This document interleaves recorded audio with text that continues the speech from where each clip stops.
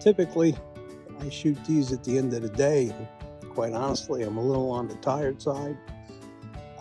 Maybe I should be a lot more animated. Nah, I'm not. So, the plants I pick are pretty random. Something that just jumps out at me and speaks to me, or I see a specific application, such as the case with this plant.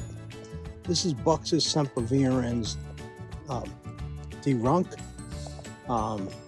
It's grown on the East Coast. It's grown on the West Coast. This is an East Coast plant, and you can tell because the East Coast plant grows slower and always tends to be a bit more chunky. It's a plant that'll get up to 7-8 feet in time, and that's in time. All fastigiate boxwoods, because it's one fastigiata, which happens to be my favorite. There's Grand Blandy, there's Dee Runk, and there are others. Dee Runk's a good one.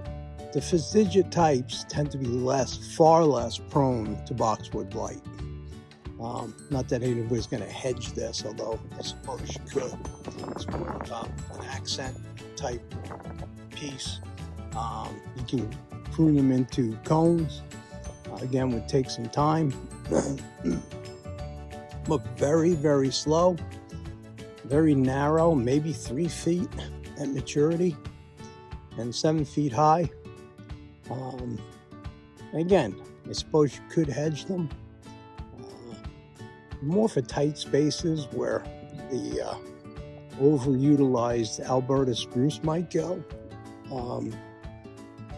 This plant could replace it, and it would do a fine job.